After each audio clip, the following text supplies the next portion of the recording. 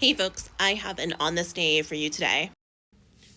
Cian John Mclaughlin was last seen on June 8th, 2021 in Grand Teton National Park. He was 27 years old when he went missing, has brown eyes, brown hair, is 6 feet tall, 180 pounds, and is a white male.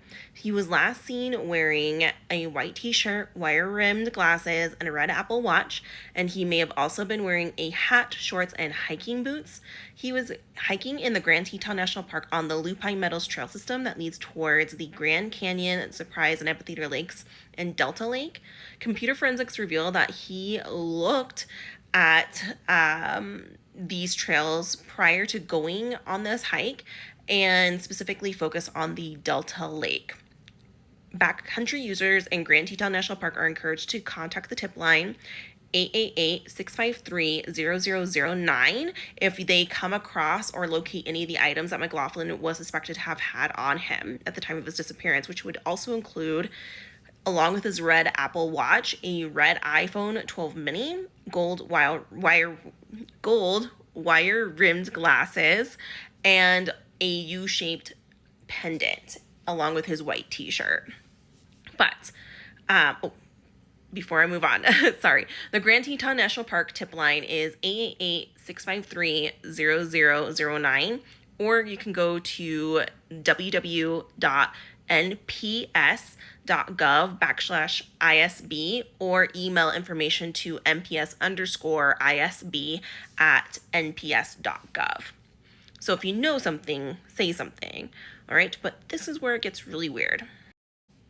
So this was before I started my podcast, and I remember hearing about this and just being completely blown away because how could you do something like this? And so a woman, I'm getting my information from the Oil City News, which is a publication here in Wyoming, where this woman, sorry, I had to let my dog in.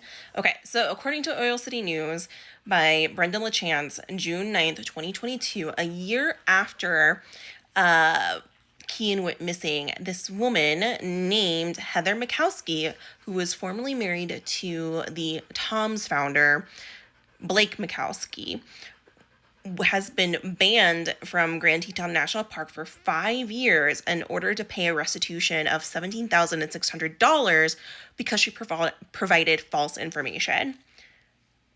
So what happened is that she said she saw the hiker matching Cian's description that went missing the year before, and that she said that in the late afternoon, early evening of Tuesday, June 8th, 2021, the day that Mclaughlin disappeared, that she saw a man hiking on the south side of the Bradley Taggart Moraine in Grand Teton National Park, and he was headed toward Taggart Lake, where he had planned to jump off of his favorite rock into the water. She provided a detailed description of Mclaughlin, and then had spoken to him, claims that she had spoken to him about where he lived, came from, and worked.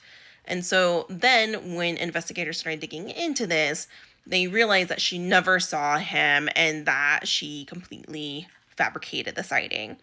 And other witnesses say that she did this in order to make sure that search efforts continued. And that all other potential sightings of Mclaughlin were on the trail systems that lead to Garnet Canyon, and that, again, that what I already said, that, the computer forensics said that he was interested in the Delta Lake.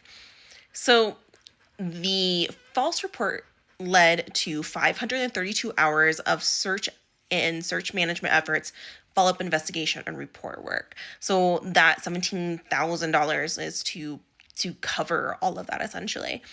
I read some other interviews from her, and she did issue an apology, but she said she just felt compelled to keep the search going. And so I don't know, it's kind of a weird, yeah. What do you think?